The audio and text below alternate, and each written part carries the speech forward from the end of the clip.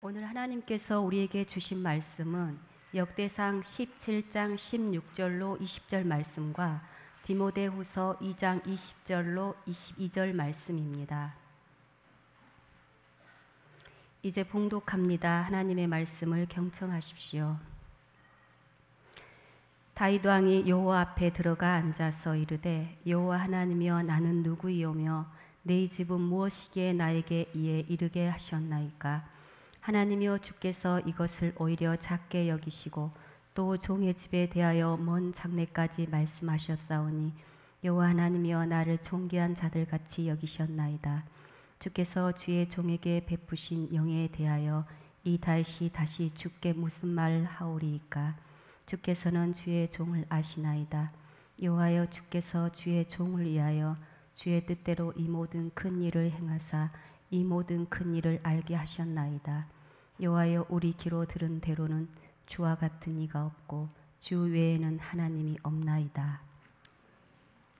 디모데후서 2장 말씀입니다.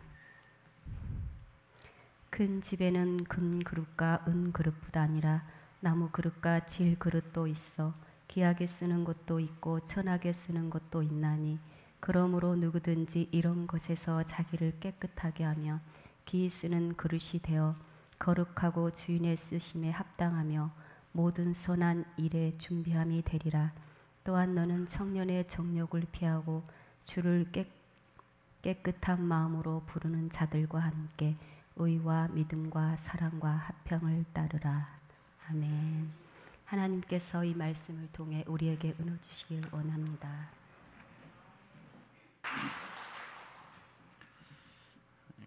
가브리엘 로보가 아니라 가브리엘 푸릇, 이과수 폭포의 아름다운 장면 속에 하나님 지으신 아름다운 세계가 펼쳐지는 듯합니다. 감사합니다. 그 찬양 속에 우리를 주신 하나님의 놀라우신 은혜와 그 솜씨까지도 우리 마음에 늘 누렸으면 좋겠습니다.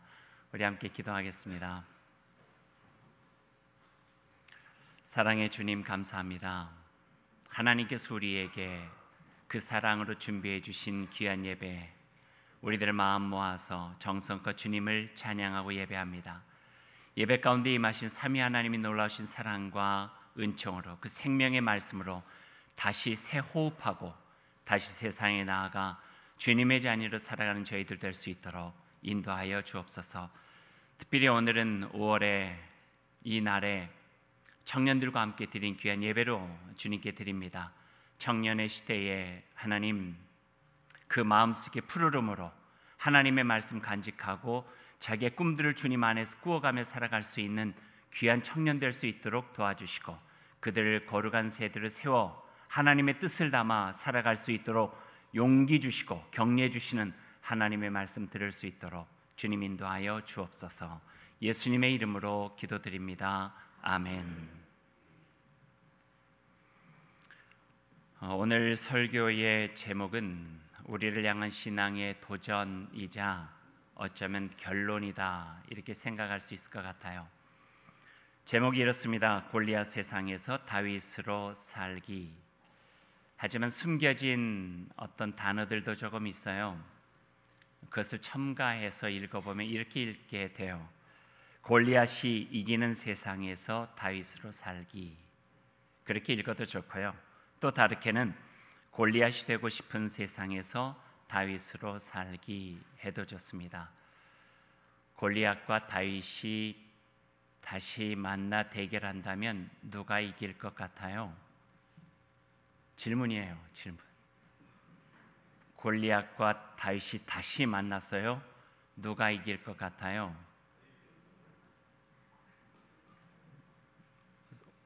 성경에서 누가 이겼나요?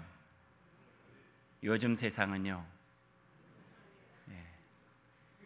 말씀을 못 하시네요. 골리앗이 이기는 것 같다 하면은 너무 현실적인 것 같고, 다윗이 이긴 것 같다 하면은 믿음은 있는 것 같은데 좀 무모한 것 같기도 하고. 오늘 말씀 나눠보십시다. 누가 이길런지. 오늘 우리가 함께 읽었던 역대상 17장은 나이 먹은 다윗의 기도예요. 시간이 많이 지났어요. 이제 왕위도 물려줘야 될 때가 됐어요. 그리고 난 연후에 하나님 앞에 지난 자신의 삶을 돌아보면서 감사하면서 기도하는 내용이 바로 오늘 이 역대상 우리가 함께 읽은 말씀이에요. 16절의 말씀 한 구절만 읽어도 나머지 기도들을 우리들이 짐작할 수 있죠. 어떻게 기도합니까? 여호와 하나님이여, 나는 누구이오며 내 집은 무엇이기에 나에게 이에 이르게 하였나이까 하는 거예요. 짙은 다윗의 감회가 이 속에 담겨져 있어요. 자기가 왕으로 이 자리에 있는 것이 믿겨지지 않는 거예요. 왜냐하면 출신 성분이나 태어난 곳이나 자라온 곳이나 지금까지 살아왔던 모든 우여곡절 파란만장한 인생의 여정으로 봐서 자기가 이렇게 인생을 잘 마무리하기가 쉽지 않았거든요. 왕이 되는 것도 그렇고 왕으로 존경받고 지금까지도 칭송받는 왕으로 자기의 인생과 자기를 통하여 하나님의 나라와 하나님의 백성을 세워나간 그 소중한 삶이 하나님께 드려지는 기도 속에 감사 또 감사. 이 부족한 사람, 이 미천한 사람, 이 보잘것없는 사람을 어떻게 이 자리까지 인도해 주셔서 그 크신 은혜와 은총을 베풀어 주셨습니까? 믿겨지지 않는 자기의 지난날의 삶, 그거를 주님께 감사함으로 드리는 기도가 오늘 이 말씀이에요. 실로 그런 것 같아요.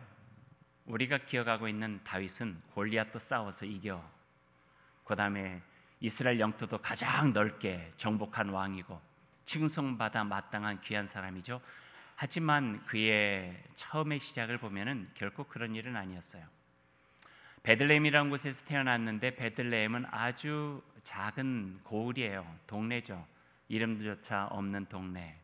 거기서 이새의 가정에서 태어났는데 이새도 가장 가난한 집이었어요. 아들이 몇인가? 8명이에요. 다윗이 몇째인가? 8째예요. 그러니까 8형제 중에 8째. 다 귀하겠죠, 부모의 마음에. 하지만 곁에서 보면은요, 7째나 8째나 뭐 순위 차이지 별로 그렇게 중요하지 않게 여겨지기 쉬워요. 또 자라나는 것도 그래요. 아마 몸도 그렇게 잘생기거나 키가 크거나 뭐 그러지 않았던 것 같아요. 그러니까 형들에 비해서 한참 모자라는 8명 중에 막내이다 보니까 굳은 일들은 도맡아서 했던 사람이 바로 다윗이었어요. 형들이 무슨 일을 하면은 양들 보고, 형들이 뭐 하면은 또 심부름하고, 이런 일들을 주로 했던 사람이 바로 다윗과 같은 사람이었어요. 말하자면 없어도 되고 있어도 되는 존재. 다윗이 들으면 되게 기분 나쁘겠지만 아무튼 그런 사람이 다윗이었어요. 하나의 일예가 있어요. 하나님께서 그 당시의 선지자였던 사무엘을 만나서 이새의 집으로 가라 하세요. 왜냐하면 그곳에 내가 이 나라를 위해서 선택한 사람이 있다 하는 거예요. 그러니 그 사람을 택하여 기름을 주라. 그게 하나님께서 사무엘에게 주신 말씀이었어요. 그 뜻을 마음에 담고 베들레헴에 있던 이새의 집으로 사무엘이 찾아가게 되죠. 먼저 통보를 하니까 이새 그 아버지가 자녀들을 모아놓고 오늘 사무엘 선지자가 와서 우리 내 자녀들 중에서 하나님께 택하신 사람에게 기름을 부어준다 하더라. 그러니 밖에 나가지 말고 기다려라. 그렇게 이야기를 해요. 그리고 첫째부터 시작해서 8명인데 7째까지는 기다리게 해놓고 8째인 다윗에게는 아버지의 마음에도 기대가 안 됐어요. 아마 얘는 아닐 거야 생각해서 형들이 다 안에 있어야 되니까 너는 밖에 나가서 양들이나 돌보고 있어, 이렇게 부탁하죠. 아마 다윗도 그러려니 했을 것 같아요. 그래서 밖에 나가서 양을 돌보고 있는 거예요. 사무엘이 도착했어요. 이새의 자녀들이 쭉 서 있었겠죠. 첫 번째를 보니 괜찮아요. 사무엘의 마음에 하나님께서 택한 이가 바로 이 사람이구나 생각했는데 하나님께서 아니시래요. 그리고 하나님께서 사무엘에게 말씀 한 부분을 해주세요. 어떻게 말씀하시는가? 그 말씀에 사무엘이 정신이 바짝 들죠. 사무엘아, 너는 그 용모와 키를 보지 말라. 내가 보는 것은 사람과 같지 아니하니 사람은 외모를 볼거니와 나 여호와는 중심을 보느니라. 그래요. 네가 지금 고르는 선택의 기준은 외모구나. 외모 보지 마라. 겉모습 보지 마라. 나는 중심을 보고 있다. 그 내면을 바라보고 있으니까 내가 보는 것을 보고 사람을 골라라. 이렇게 말씀해 주시는 거예요. 정신이 바짝 든 사무엘 첫째, 둘째, 셋째 보기 시작하는데 아무도 하나님께서 원하시는 사람이 아닌 거예요. 이세에게 묻죠. 아들들이 다냐고. 아니라고. 밖에 형들 때문에 심부름 시켜서 양들을 보고 있는 아들이 하나가 더 있다고. 그 아들을 내가 좀 보고 싶다고. 다윗이 그 부름에 따라서 들어오죠. 우리가 그 뒤는 잘 알잖아요. 다윗을 보면서 사무엘이 어때요? 그 마음속에 하나님께서 택하시고자 하는 이가 바로 여기에 있구나 해요. 외모로 볼 때는 분명 키도 작고 볼품없고 아직 어린 양치는 못난이 막내였는데 정신이 바짝 든 다음에 하나님의 눈길로서 사람을 보게 되니 다윗이 보여진 면은 빛이 붉고 눈이 빼어나고 얼굴도 아름다웠다 이렇게 표현이 되어 있어요. 다른 개역성에 보니까요 눈이 맑았대요. 다윗은 눈이 맑다는 건 뭐예요? 눈은 마음의 창이잖아요. 마음이 거리낌 없는 깨끗함이 있다 하는 것을 표현할 수 있을 것 같아요. 얼굴에는 빛이 있대요. 얼굴에는 그의 삶을 통하여서 햇볕에 많이 그을렀지만 가지고 있는 건강함이 있었던 것 같아요. 사람이 건강하다는 것은 신체적 건강함이 아니라 보면 느껴지는 어떤 맑음이 있잖아요. 건강함이 있잖아요. 사람이 깨끗하고 맑은 어떤 느낌들이 있었던 것 같아요. 그리고 성경에 얼굴에 윤기도 있다는 거예요. 윤기도. 이게 다윗의 모습이었어요. 내면에서 갖추어져 있는 참 면모가 외면적으로 드러난 모습을 표현하고 있어요. 그래서 여덟째 못난이 막내였던 다윗이 사무엘을 통하여 하나님의 기름 부으심을 받고 이스라엘을 인도해가는 지도자로 세워지는 모습들을 우리가 보게 되죠. 다시 한번 하나님의 말씀을 들어봅니다. 사무엘에게 주신 말씀인데 이 말씀으로 우리의 정신도 조금 바짝 났으면 좋겠어요.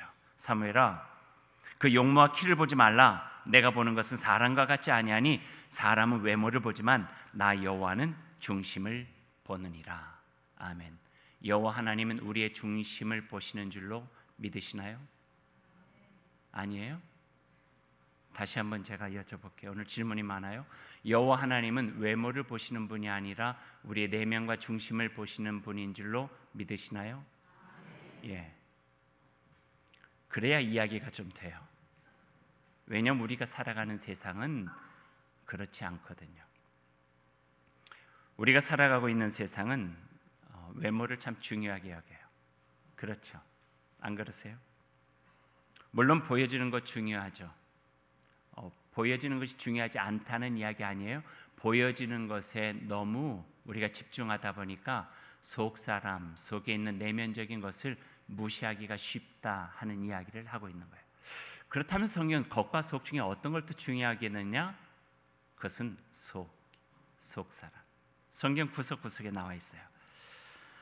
만약에 우리를 한번 시험해 보십시다. 또 요즘 세상이 외모만 중요하게 생각하다 뭐 이렇게 말하지 말고요.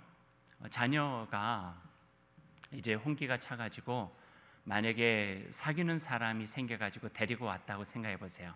딸이 남자친구가 생겼고 아들이 여자친구가 생겼어요. 그래서 부모에게 와서 진지하게 이야기합니다. 아빠, 엄마, 저 사귀는 사람이 생겼어요. 제일 먼저 뭘 물어보실래요? 그래, 좋다. 기다렸던 이야기다. 네가 사귀는 친구의 가치관은 어떠니? 그의 정신은 똑바로 박혀 있는 것 같아? 괜찮아? 대화는 통하고 참된 진리에 대한 이야기를 같이 나눌 때 마음이 맞아? 이런 거 질문하시나요? 어떠세요? 아니면은 그래? 뭐 하는 사람인데? 직업은 어때? 괜찮아? 건강은? 부모는 뭐 하는데? 아빠 직업은 뭐야? 어느 학교 나왔어? 출신은 어딘데? 어떤 지역인데? 그리고 조금 더 나가죠. 만약에 결혼하면 부모 모시고 산대? 뭐 별스러운 질문까지 다 하죠. 사귀는 친구 생겼어요 란 다음에 들어야 될 말은 우리가 생각하는 것보다도 훨씬 더 많은 수가 많아요. 청년들에게 물었어요. 다음에 배우자로서 내가 관심을 갖고 볼 수 있는 조건들은 무엇인가? 남자 형제들이 이야기를 해요. 내 배우자 신부감의 1번은 성격입니다. 100%로 나누니까요 한 36%가 성격이래요. 두 번째는 외모, 또 세 번째는 가치관, 직업, 가정 환경, 경제력, 그리고 좀 지나가니까 종교, 연령, 취미 관심사, 건강, 출신 지역, 학력 이런 것도 있어요. 사주 궁합, 부모 동거 여부, 거주지 이런 것까지 다. 이게 결혼의 조건 속에 배우자를 고를 때 감안해야 될 부분들이라는 거예요. 우리 청년들은 어떻게 생각할지 모르는데 여자들에게 물었어요. 신랑감으로 배우자를 택할 때 어떤 것들을 보냐고, 조건이 중요한 게 뭐냐고. 비슷했어요. 1번 성격이 좋아야 된대요. 마음이 맞아야 된대요. 경제력, 외모, 가정환경, 가치관, 그 다음 비슷해요. 그리고 그 동일한 설문조사를 했던 친구들에게 물었어요. 만일 성격이 좋은데 직업이 없다면 결혼하겠냐고. 어떻게 대답 나왔을까요? 아니요. 우리들이 알고 있는 것과 살아가는 것은 달라요. 성격 중요하죠. 가치관 중요하죠. 그런 게 있어야 평생 우리가 함께 마음 나누면서 서로가 의지하고 살아갈 수 있다. 굉장히 이상적이 될 수 있는 가능성이 많아요. 현실적으로는요, 그래도 먹고 살아야 되잖아요. 그래도 친구들에게 이렇게 보여줘야 되잖아요.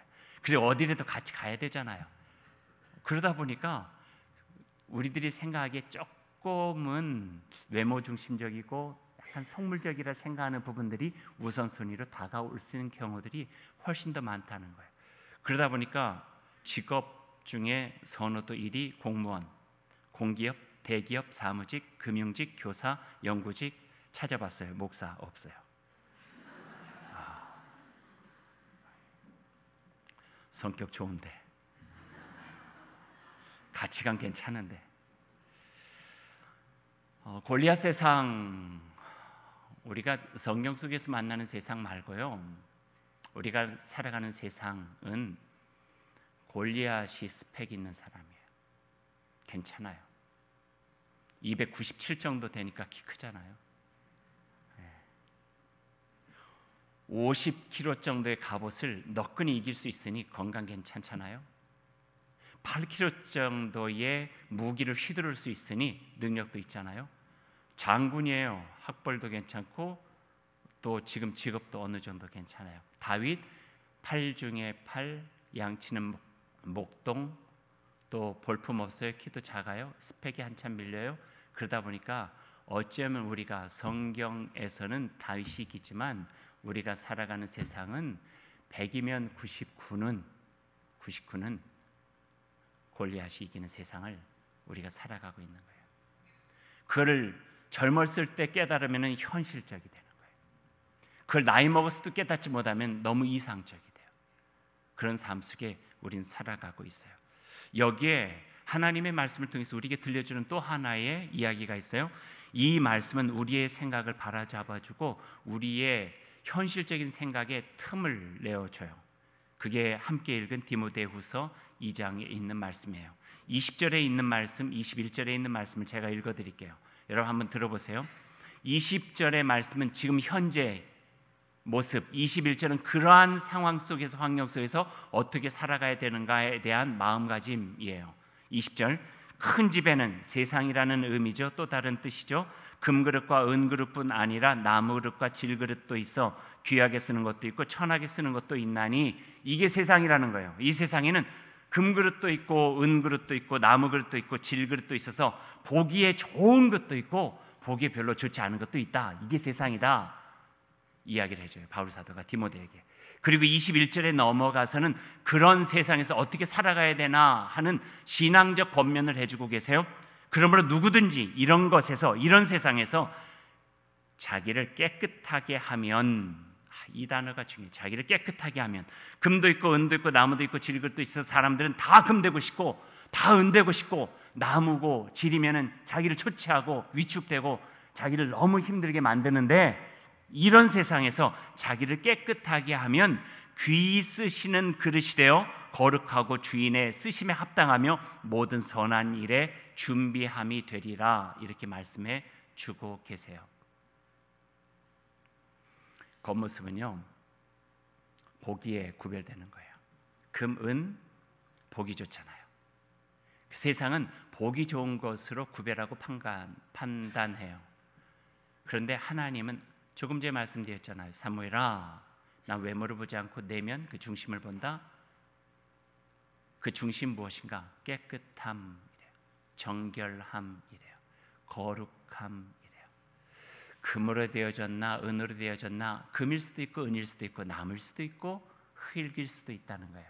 하지만 하나님의 관심은 그 속이 깨끗한가, 그 속이 정결한가, 그 속이 거룩한가, 하나님의 말씀을 담을 만한가, 하나님의 뜻을 담을 만한가. 이 땅에서 그를 하나님께서 왕의 자리나 아니면 걸맞는 좋은 자리에 하나님께서 은혜를 베푸셨을 때 그를 통하여 자기만 아는 정욕에 사무친 욕심쟁이가 되지 않고 세상을 위해서 자기를 내어서 섬기고 유익하게 만들고 하나님 나라의 아름다운 열매 맺을 수 있는 소중한 거룩한 그릇이 될 수 있는가 하는 것을 보고 계신다. 이게 디모데후서의 말씀이에요. 쉽게 이야기하면 이거예요. 이 잔에다가요, 물을 담기 전에 제일 먼저 하는 일이 뭐예요? 이게 금으로 생겼나 은으로 생겼나 나무인가, 아니, 그러시면 돼요. 그러시면 더 중요한 건 이게 깨끗한가 하는 거예요. 속이 지저분해 있으면 여기다 어떻게 물을 담아요? 담을 수 없죠. 하나님께서 보시고자 하신 중심은 그거래요. 하나님의 마음, 하나님의 말씀, 하나님의 비전, 하나님께서 하시고자 하시는 일, 그걸 담을 만하고 그걸 소중히 여기고 그것을 자기의 뜻, 자기의 비전, 자기의 마음으로 삼아서 이 땅에서 욕심껏 나만 생각하며 살아가는 이가 아니라 연약하고 부족하지만 나를 들어 쓰시는 하나님의 도구로 사용되길 원한다는 그 마음이 있는가. 흙이 금으로 되는 것보다는 신앙적으로 하나님께서는 너의 속 마음을 잘 가꿔서 내가 너 안에 거할 수 있도록 하라, 이 말씀을 주신다는 거예요. 그러니 희망이죠. 그러니 내 삶에 하나님의 은혜죠. 팔 중에 팔이고 보잘것없고 양치는 못동으로 아무도 눈여겨보지 않는 사람을 왕으로 세웠다. 예수 그리스도께서 왕국에 태어나지 아니하시고 베들레헴의 마구간에서 태어나셨다. 이건 그냥 갑작스러운 기적이 아니라 하나님께서 보시는 것은 세상의 기준이 아니라 하나님의 마음 담고 살아갈 수 있는 정결한 이들, 거룩한 이들, 그 마음 깨끗하여 주님의 사람으로 사용되길 원하는 고백이 있는 사람들을 찾으신다고 하는 하나님의 그 말씀이 바로 이 성경 말씀 속에 담겨져 있는 거죠. 그래서 이 말씀은 우리를 골리앗과 같은 세상에서 정신 바짝 차리게 하는 거예요. 하나님은 외모를 보지 아니하고 그의 중심을 보시는 분이시다. 우리는 믿음 있잖아요. 제가 1996년에 캐나다로 이주를 했어요. 제가 이주했을 때 그때 캐나다의 총리, 거긴 대통령제가 아니라 총리면은 내각의 수장이자 나라를 이끄는 인도자거든요, 지도자거든요. 총리가 장 크레치앙이라는 분이었어요. TV 보면 가끔 나오는데 제 마음에 조금 그랬어요. 왜냐하면은 얼굴을 볼 때 이렇게 보기가 좋은 얼굴이 아니에요. 그의 그 삶의 내력을 봐도 이 다윗 못지 않아요. 아니면 다윗보다 더할 수도 있어요. 다윗은 8 중에 8이었잖아요. 이분은 19분의 18이에요. 19명 형제 중에 18번째예요. 그리고 태어나면서 열이 많아가지고 장애를 가졌어요. 귀가 한쪽이 안 들렸어요. 그리고 안면 근육 마비가 있어서 이야기를 하다 보면 말할 때 어눌하기도 하고 음성도 어눌하지만 보여지는 것도 그렇게 아주 그렇게 멋스럽게 보여지는 것은 아니에요. 그래서 그것만 보면은요 좀 실망할 수가 있어요. 총리로 선거에 나와가지고 후보 유세할 때 이야기예요. 상대편 그 후보가 그 모습을 조금 네거티브하게 비꼬면서 많은 그 유권자들에게 이렇게 이야기를 했어요. 여러분 한번 생각해 보시라고. 우리가 캐나다 하나의 국가인데 총리는 국가를 대표하는 사람이고 대표적인 얼굴인데 저렇게 장애가 있고 일그러진 얼굴을 가진 사람을 우리 캐나다의 대표적인 얼굴로 우리가 내세울 수 있냐고. 그런 거예요. 마음이 많이 아팠을 것 같아요. 그 크레치앙은. 근데 거기에 대해서 크레치앙이 유세 중에 이렇게 대답을 해요. 여러분, 맞습니다. 저는 언어 장애를 가지고 있습니다. 그 때문에 오랜 시간 고통을 당하기도 했고요. 솔직히 저는 지금 제가 가진 언어장애 때문에 제 생각과 의지를 국민들에게 전부 전하지 못할까 봐 불안하고 두려움도 있습니다. 그러나 여러분, 인내심을 가지고 저의 말에 귀를 기울여 주시면 좋겠습니다.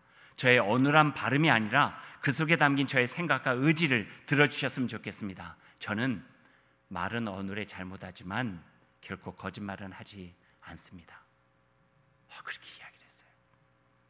그 말이 모든 유권자들의 마음에 감동을 준 거예요. 그래서 총리가 되었어요. 그리고 내일이 3선을 해요. 그리고 지금 은퇴했지만 존경받는 정치인 중에 한 사람으로 이 장 크리치앙이라고 하는 사람이 꼽히기도 하고요. 그의 연설 속에 요즘 말로 하면은요, 무엇이 중한디, 무엇이 중한디가 들어가 있는 거예요. 정말 무엇이 중한디 하는 것을 그 연설 속에 국민들에게 보여줬던 거예요. 우리의 삶에 있어서 무엇이 중한디, 하나님을 향한 믿음을 가지고 살아가는 청년들에게, 기독 청년들에게, 하나님의 사람들에게 무엇이 중한디, 하나님을 믿고 그 뜻을 소중히 여기는 사람들에게는 무엇이 중한디, 그 무엇이 중한디를 찾았으면은 그 찾은 중한 것에 나의 삶을 집중하고 거기에 투자하고 그것을 위해서 애쓰고 힘껏 나아가 그것이 이 땅에서 다시 받아들여질 수 있는 그 나라를 위해서 살아가야죠. 거기에 하나님께서 사무엘을 통하여 다윗을 선택한 의미이기도 하고, 그래도 아직은 사람들 마음속에 그 중요한 것들을 받아들일 수 있는 마음이 있다고 하는 것을 우리는 경험할 수 있게 되는 거죠. 그렇게 찾은 중요한 것에 인생을 걸고 미래를 걸고 지금의 삶 현재를 집중하고 투자할 수 있는 강인한 정신, 굳건한 믿음의 사람으로 살아가는 일이 우리에게 주어진 소중한 일이라는 거예요. 다윗에게 이런 동일한 모습 봤어요. 양치기요 8째 중에 8번째 태어난 볼품없는, 요즘 말로 하면 흙수저 다윗. 하지만 그의 삶의 정황을 내면의 성품과 성실함으로 극복했고요, 자신의 잘못을 인정하고 죄를 회개하는 영적인 건강함으로 이겨냈고, 하나님의 뜻을 소중히 여기는 그 마음으로 이겨내 하나님의 마음과 사람의 마음을 얻어 이스라엘 왕이 되고, 왕이 된다는 게 중요한 것이 아니라 그 왕의 자리를 통하여 그의 나라를 하나님의 백성, 그의 나라로 굳건하게 세워갔다고 하는 것은 우리들이 정말 마음속에 새겨야 되는 귀한 일입니다. 이걸 새겨야지 골리앗이 이기는 세상에서 다윗의 믿음을 가지고 살아갈 수 있는 여지를, 그 마음을 가질 수 있게 되죠. 내면의 중요함과 더불어 한 가지 더 중요한 것 하나 여러분과 또 나누죠. 골리앗의 대결에서 보여준 다윗의 모습 중에서 우리가 볼 수 있는 거예요. 다윗이 처음부터 골리앗과 싸우려고 하지 않았어요. 원래는 그 전쟁터에 심부름, 아버지의 심부름 하러 갔어요. 형들이 30-40일 정도 지나도록 집으로 돌아오지 못하는 거예요. 전쟁이 장기화됐거든요.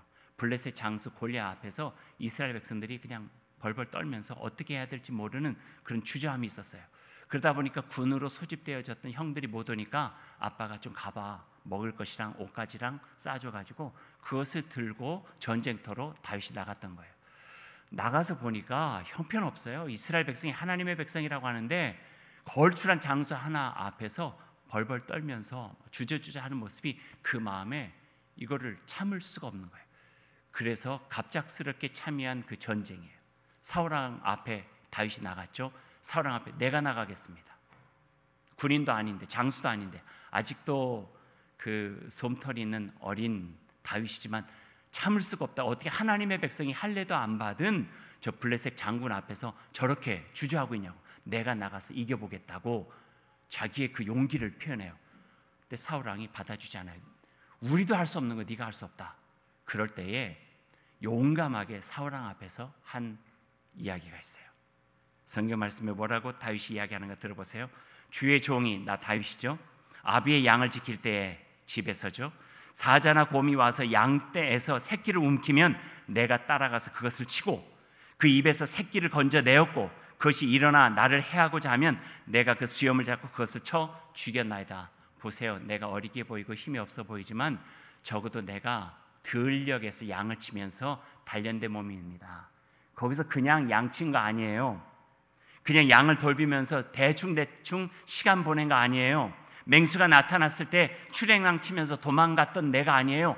거기서 사자 나타나고 곰 나타나고 늑대 나타났을 때 어찌하든 양떼를 지키기 위해서 그들과 싸워 이겼고 수염 잡고 흔들면서 내가 그 치열한 전쟁에서 이겨낸 사람이 바로 나예요.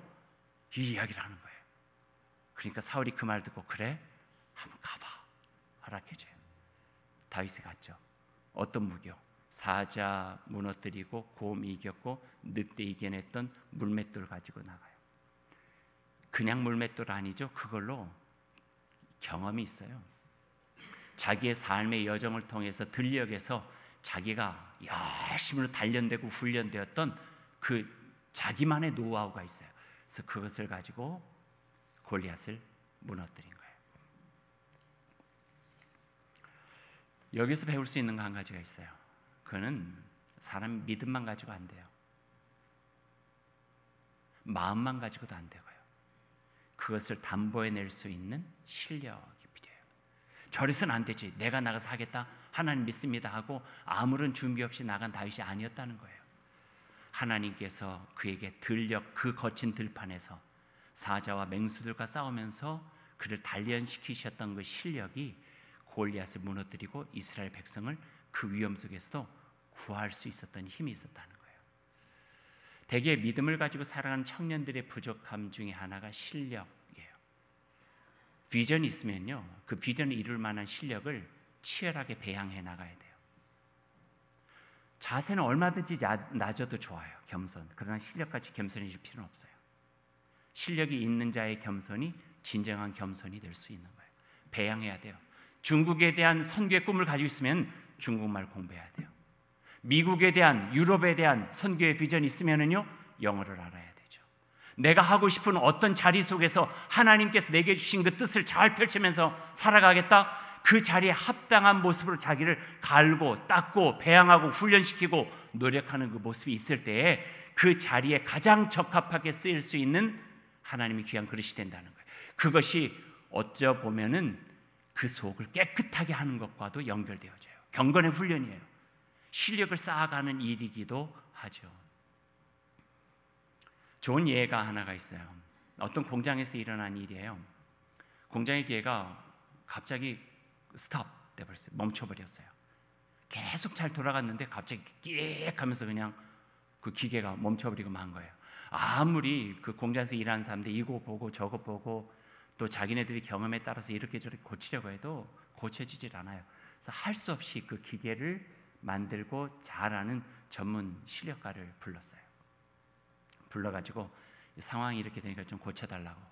근데 그 실력가가 이렇게 와서 전문가가 보더니 주머니에서 조그만 망치, 고무 망치 하나를 빼요. 망치를 빼가지고 그 기계를 보면서 땅땅 땅땅 이쪽 저쪽 다니면서 두드려봐요. 땅땅 땅땅을 두드려 보다가 어느 한 곳을 이렇게 집중하더니 조금 큰 망치를 가지고 거기를 꽝! 꽝! 한 서너 번을 확 거기를 치는 거예요. 그러니까 그동안에 소리조차 없이 멈춰있었던 기계가 웽 하고 다시 돌아가는 거예요. 다 문제가 해결이 됐어요. 그리고 그 전문가가 가면서 청구서 하나를 냈어요. 청구서에 100만 원. 회사 사람들이 생각해 보니까 이게 말도 안 되는 거예요. 망치 몇 번 두드린 거 가지고 100만 원인가? 그래가지고 그 사람한테 이게 뭔 100만 원이나 되냐고, 왜 100만 원인가 그 이유를 좀 알려달라고. 근데 그 사람이 다시 거기 명세서에다가 썼어요. 망치 두드린 각 2만 원, 어디를 두드려야 되는지 아는가 98만 원 이렇게 썼어요. 어디를 두드리는가 중요한 거예요. 어설프게 두드리면요 좀 막말이에요. 사람 잡아요. 정말이에요. 그건 교회에서도 일어난 일이에요. 가정에서도 일어난 일이에요. 어설픈 아빠, 어설픈 엄마, 어설픈 목사, 어설픈 선생, 실력 없이 자기 자리에 대한 욕심만 가득 차 있는 사람에 의해서 공동체는 훼손되고 건강함을 잃어버릴 수 있는 가능성이 얼마나 많이 있는지 몰라요. 하나님은 그걸 보셨어요. 내면의 성품을 보셨어요. 그리고 그에 합당한 실력을 봤어요. 그렇게 다윗이라고 하는 사람을 왕좌에까지 올려서 그의 백성을 맡겨주신 거예요. 그리고 지나온 세월을 다윗이 생각해 보니 정말 부족할 수밖에 없는 자기, 볼품없고 그 하나 내세울 것 없는 자기에게 우여곡절 파란만장 많았지만 영적인 건강함으로 자기 죄를 고백하고 어려움 속에서도 굽히지 않는 용기를 가지고 하나님을 신뢰하고 다른 사람을 넉넉하게 이끌어갈 수 있는 실력을 가지고 오늘 이곳에 와서 하나님의 나라의 영광을 주님께 드릴 수 있게 된 것이 너무나도 감사한 거예요. 그래서 오늘 역대기의 기도를 드리고 있는 거죠. 이제 말씀을 맺죠. 우리 특별히 오늘 청년주일 예배니까요, 청년들에게만, 청년이라 생각하시는 분들도 포함 시 하나를 읽어주고 싶어요. 그 시는 정호승 시인 그리고 안치환 씨가 불렀던 노래로도 유명한 고래를 위하여 라고 하는 시예요. 들어본 적이 있을지 모르겠어요. 저는 이 시를 처음 만났을 때, 또 노래를 들었을 때 제 안에 조금 죽어 있었던 청년의 푸르름이 이렇게 살아나는 것 같은 느낌들이 있었어요. 그래서 드리고 싶은 거예요. 요즘 청년들 푸르름보다는 공반이라 좀 누렇게 떠서, 그리고 어깨 펴고 나가는 이 다이나믹한 그 생명력보다는 별로 살지 않은 인생인데 지쳐 있는 것 같은 이렇게 구부정한 모습들이 보여져요. 눈에 밝은 빛보다는 힘겨운 모습들이 보여지기도 하고, 벌써부터 지치면 인생을 어떻게 살아가리 하나. 그러다 보니까 현실에 타협이 돼서 골리앗이 되지 못한 자기의 비애감 때문에 다심에도 불구하고 기죽어 살아가는, 희망 없이 살아가는 그 모습들이 엿보여서 오늘 이 시를 읽어주고 싶은 거예요. 푸른 바다에 고래가 없으면 푸른 바다가 아니지. 마음속에 푸른 바다에 고래 한 마리 키우지 않으면 청년이 아니지. 푸른 바다가 고래를 위하여 푸르다는 걸 아직 모르는 사람은 아직 사랑을 모르지. 고래도 가끔 수평선 위로 치솟아 올라 별을 바라본다. 나도 가끔 내 마음속에 고래를 위하여 밤하늘 별을 바라본다. 고래 한 마리 키우세요.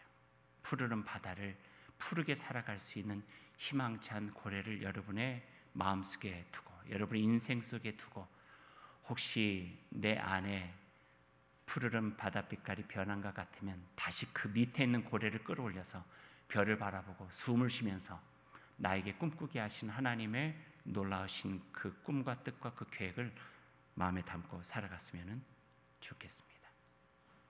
그 마음이 여러분의 삶에 힘이 되고 오늘 말씀 속에는 여러분들에게 격려와 도전이 되기를 간절히 소망합니다. 기도하십시다.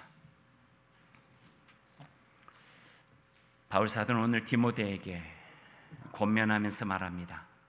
청년의 시대에 정욕을 피해야 살아간다고. 정욕을 쫓아 살아가면 몸에 배인 죄의 관성과 습관이 우리의 삶을 좀먹어버리는 독이 될 수가 있습니다. 그래서 우리는 온 몸과 마음을 다해 하나님을 즐거워하고 하나님이 기뻐하시는 일을 하면서 살아가야 됩니다. 죄의 습관이 굳어지기 전에 하나님을 경외하는 법을 먼저 우리가 훈련하며 살아가야 되는 청년의 삶이 되기를 원합니다. 좋은 벗, 주를 깨끗한 마음으로 사랑하고 따르는 이들을 벗으로 삼기를 원합니다. 그리고 주님을 바라보면서 따르고 추구하는 청년의 삶을 살아가십시오. 하나님, 바울이 디모데에게 주신 말씀 마음에 새기고 또 다윗을 통하여 하나님께서 이끌어 주셨던 그 인생의 모습을 우리가 봅니다. 세상은 겉에 있는 모습으로 우리를 구별하고 판단하길 원합니다. 금수저인지 은수저인지 흙수저인지. 그래서 안 된다 말하고 너무나 쉽게 포기하게 됩니다. 하지만 하나님은 겉모습보다는 마음의 중심을 보면서 그 마음이 정결한지 거룩한지 깨끗하게 준비가 되어져 있는지, 하나님께서 주어진 그 뜻과 꿈을 이루기 위해서 실력을 배양하여 언제 어느 때라도 하나님의 사람으로 살아가고자 하는지 그 소중한 중심을 바라보고 계십니다. 앞에 있는 청년들이 그 중심을 잘 갖고 가기를 원합니다. 그래서 하나님이 필요하실 때 주님의 사람으로 사용되고 하나님의 영광 돌리며 인생의 마지막 때에 자기의 인생을 돌아보면서 부족하고 참 보잘것없는 나이지만 하나님의 은혜와 그 사랑으로 나를 여기까지 이끄셨다고, 감사함에 영광 돌릴 수 있는 주의 사람 될 수 있도록 인도하여 주옵소서. 예수님의 이름으로 기도드립니다.